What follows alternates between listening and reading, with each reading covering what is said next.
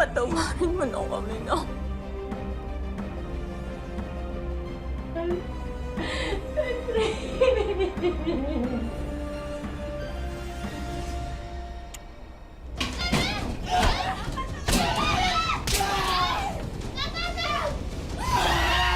Ang nakaraan sa tadhana. Kapag hindi nyo kami nabayaran mamayang hapon, tandaan mo ha, ipagkakalat namin ng anak nyo, adik.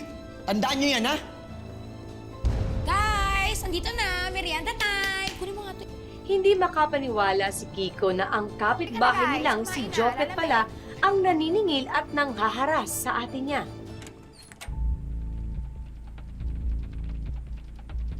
Nay?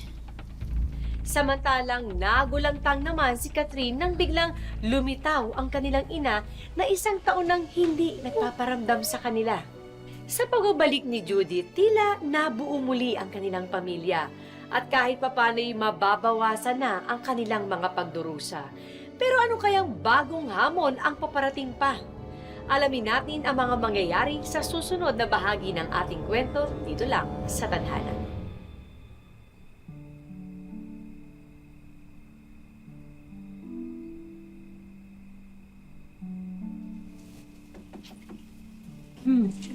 Hindi ka pa natutulog. Nay, pwede ba dito ako matulog ngayong gabi? Namiss ko kasi kayo eh. Oo naman, namisin kita. Ay, nakakatuwa.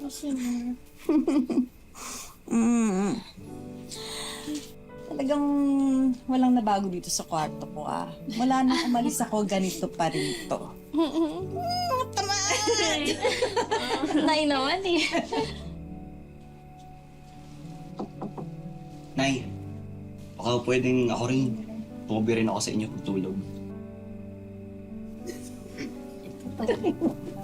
Sige. Yes. Dito na lang po ako. Dito na lang. Ay, nako, itong mga anak ko, nakakatuwa. Siyempre, ang tagal na rin natin itong hindi na Siksikan to. experience, di ba? Sige, siksikan, sardinas.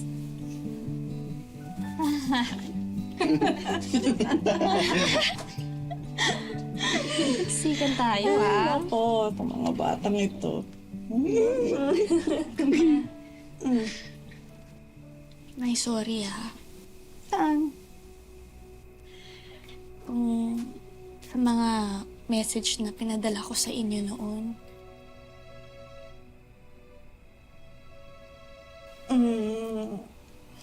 Hindi ko mapapagkaila. Nasaktan ako. Maraming beses na akong nawala ng pag-asa.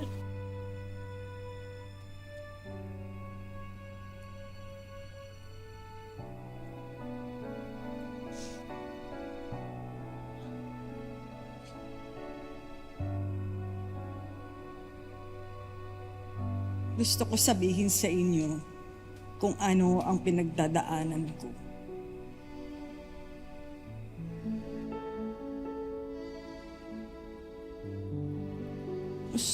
Gusto kong marinig ang mga boses niyo, ang itsura niyo. Pero ayokong makita niyo akong nawawalan ng pag-asa. Ayokong pati kayo mawalan ng pag-asa. Pero alam mo, Catherine, napakinggan ko ang lahat ng mga pinadala mong voice messages sa akin.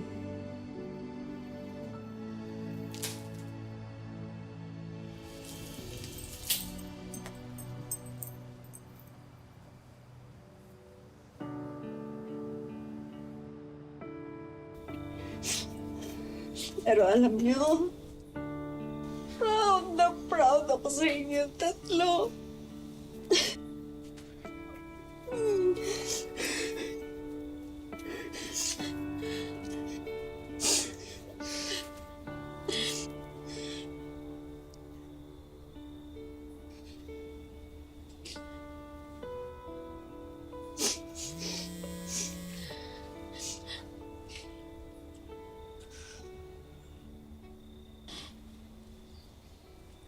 Pero ngayon, Nay, ngayon na magkasama na tayo, magbabayad yung mga tao nagpahirap sa atin.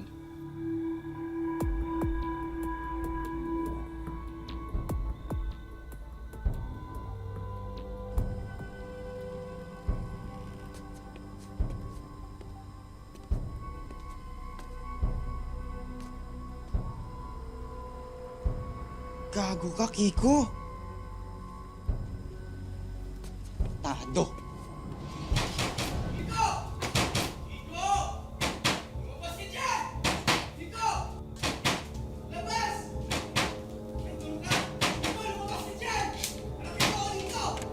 Ano bang Asa si problema Kiko? mo? Ano nangyayari? Ilabas siya si Kiko!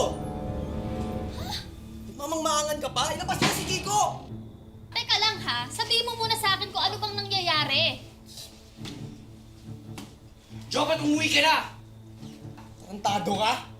Ano ba tong gulong ito? Pasensya na tita ha, pitong anak nyo, pinagkakalat niya yung mga picture ko sa social media. Hindi pa niya inisip na matitihado ako? Anong picture? Ano ba to?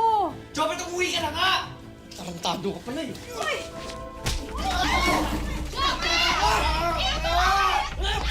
Alis ka! Simulan ko ha! Kiko!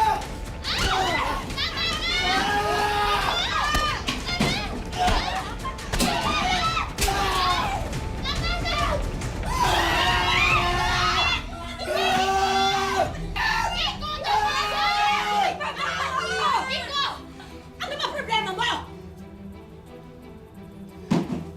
Uwi na kayo eh. Ano ba to? Yung lalaking yan, yung akala nyo kaibigan mo! Yan yung naninigil sa atin sa online lending loan. Ate, kita-kita ko! Kita-kita ko! Nagtatanda ko paano tayo murahin ang gagawin dyan! Chopet, totoo ba yun, ha? Sabihin mo sa akin yung totoo. Totoo ba yun?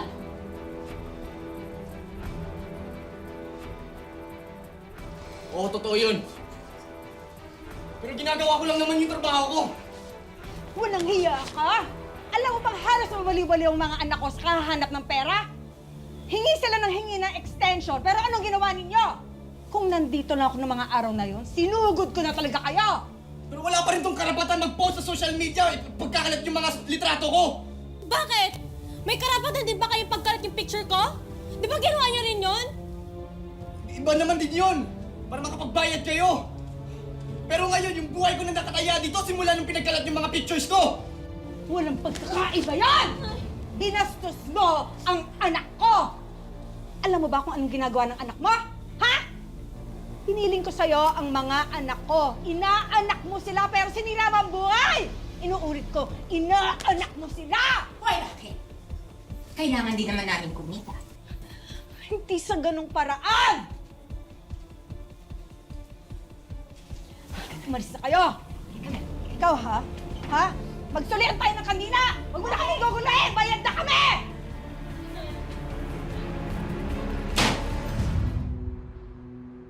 Parang awa na ninyo, sir. Walang-wala ko talaga kaming may bibigay sa ngayon eh.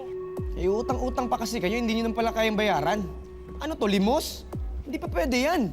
Napautan lang ho kasi kami dahil may sakit ang anak ko. Ang sabihin nyo na lang kamo, Manang, manloloko kayo. Ganito na lang, Manang, ha? Ipapapulis na lang ho namin kayo, ha? Nakahanda na po ang abogado namin. Wow! Yes, ganyan! Alam mo, konti na lang ipopromote na kita. Pero, ano nangyari sa mukha mo? Yun nga, ma'am. Sasabihin ko sana sa inyo eh. Okay, sige. Come on, tell me. Ma'am, may nakakilala sa akin na dito ako nagtatrabaho. Okay, so? Ma'am, pinagkalat nila yung picture ko sa social media. Jobet, yun lang ba? Huwag kang mag-alala. Alam mo, sige, itatransfer na lang kita sa ibang account, sa sister company natin. Paano kung... Ano ba, Jobet? Jobet naman, come on. Wala silang ibang gagawin dun sa pictures na yun. Panakot natin yun. Ano ka ba? Huwag kang matakot sa sarili mong multo. Be professional. Pero sige, para mapanatag ang loob mo, ipapatransfer kita sa ibang accounts. Sayang ka. At saka sige, i-report natin yan sa IT natin para ma-take down niya yung photo mo. Okay? Don't worry. Cute ka pa man din. Kahit na may sugat ka. Salamat, madam.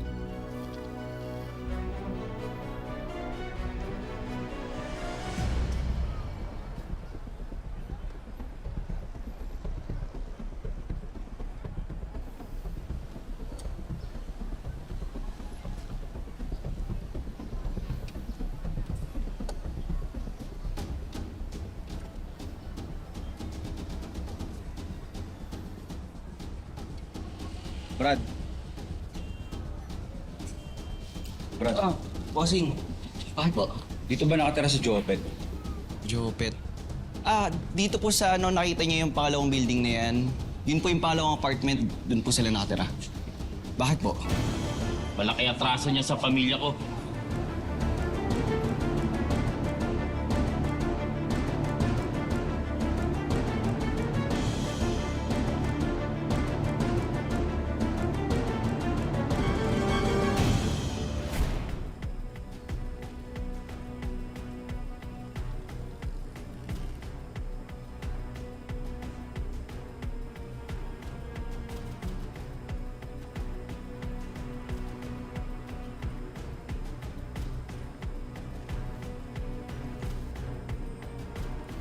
Ito si Jopet mo.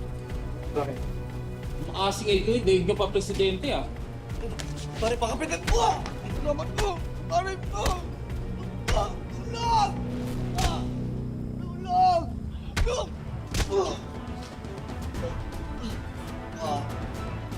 Pare, wag please! Pare po! Tulog! Tulog!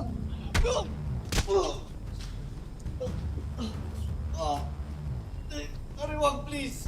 Pag-usapan naman... Wag! Susunod na tumawa, maghihirap ka ng mukha sa aso! Jopet! Hoy! Tulong! Tulong! Kapitbahay! Tulong! Tulungan ka, Tang. Rina, kailangan ko yun.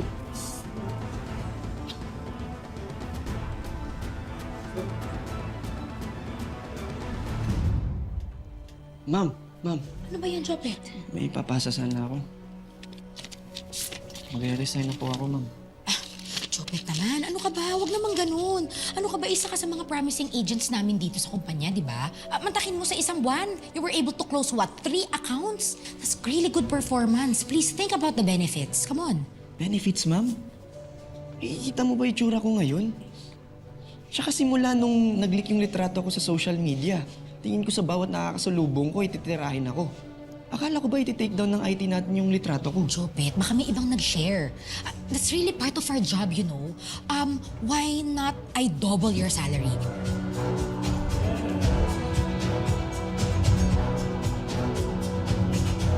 Ang ganda ng performance mo, Jopet. Sayang naman. Or bukas na bukas ita-transfer kita sa sister company natin. Pero huwag ka namang umalis.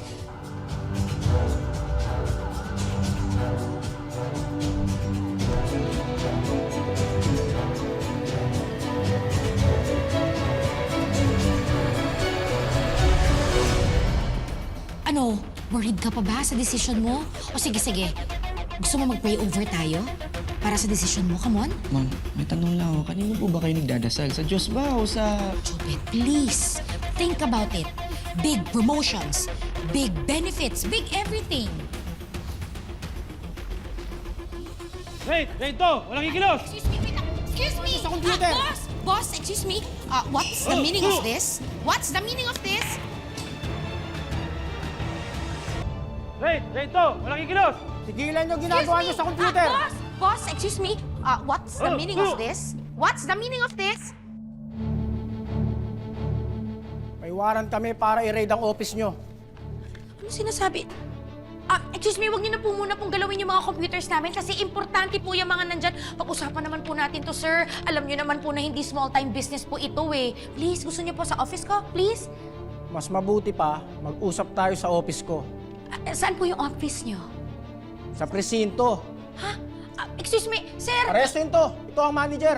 Hindi po agent din po ako. Napag-uutusan lang po ako dito, sir. Sir, pag-usapan naman po natin may to. karapatang manahimik at sa walang ibo. Ano man yung sasabihin ay maaaring gamitin pabor o laban sa'yo sa anumang hukuman. Sandali lang po. Mayroon po Eh, kayong kunin utang. niyo May lahat ng kailangan po cellphone. kayong bayaran. Ako po mismo mag-a-approve po. Please. Sige po. Sige na po. Pag-usapan po natin to, sir. Aregluhin po natin to. Sige na po, sir. Kayo po, meron po kayong utang na kailangan bayaran? Sige na po. Sige Please na, ilabas po. niyo na lahat ng mga yan. Ako na po bahala. Kung may utang po kayo, kailangan niyo po ba ng pera? Ako na po mag-a-approve mismo. Please, kuya. Ay, kuya, saan niyo po ako dadalhin?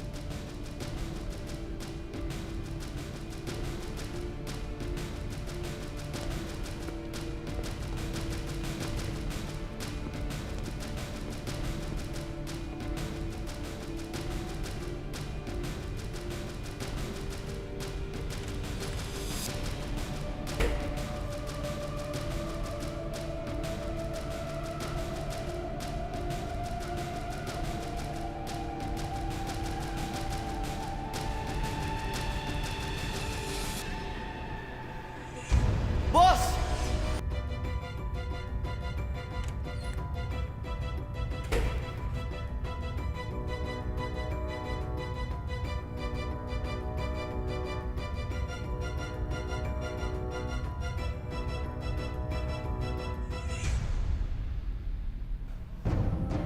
Boss!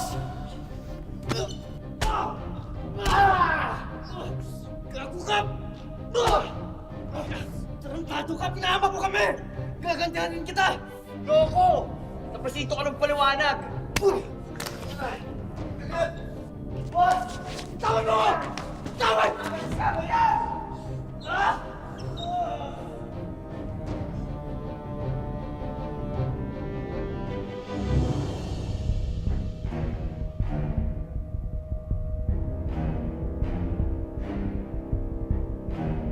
Boss!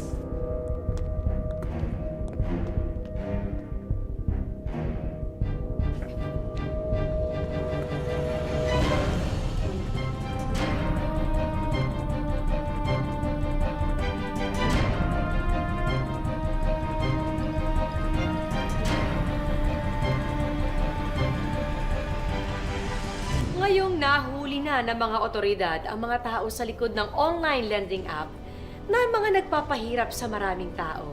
Ano naman kaya ang mangyayari kay Jopet?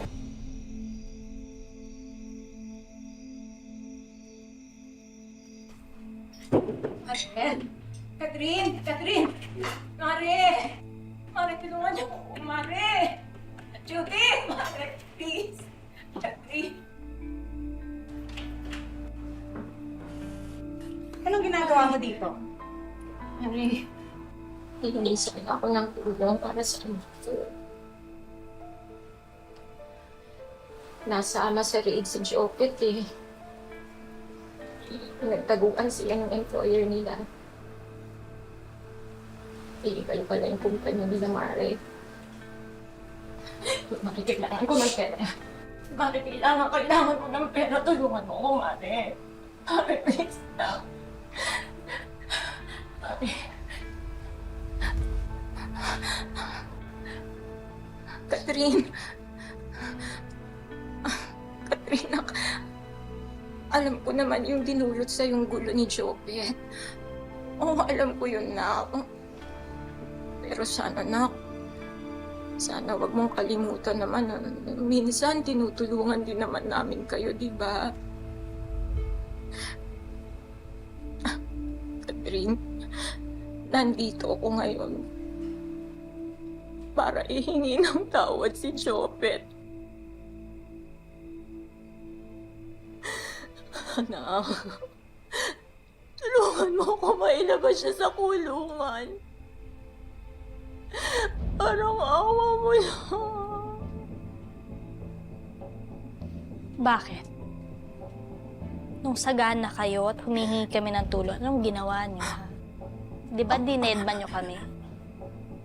Halos masiraan kami ng ulo nang dahil dyan sa anak mo. Halos masira yung pamilya ko nang dahil dyan kay Jopet. Tama na. Pero Nay, Kung kinakailangan akong lumuhod sa inyo, Maglulumuhod ako sa inyo. Ate, parang awa mo na na. Patawarin mo na kami na.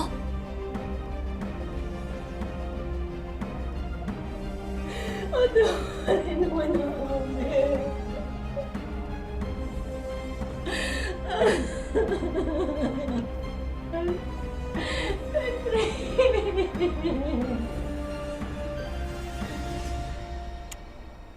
Mare!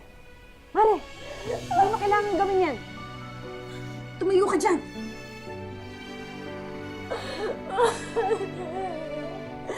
Parang awa na tulungan niyo. Sige, sige. Paano magagawa namin? Tutulong kami. Salamat, Mari. Salamat.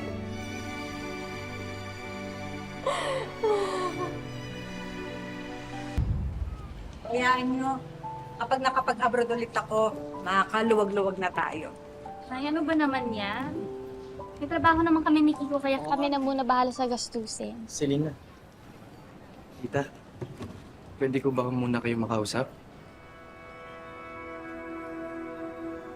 Tita, I'm sorry po sa lahat ng mga nangyari. Sa inasal ko po sa inyo. Sa ating dalawa, Selena. Tsaka, yung pamilya natin nagkagulo. Sana mapatawad niyo po ako kasi kinakailangan ko lang po talaga gawin yun. Sana maintindihan niyo po yung...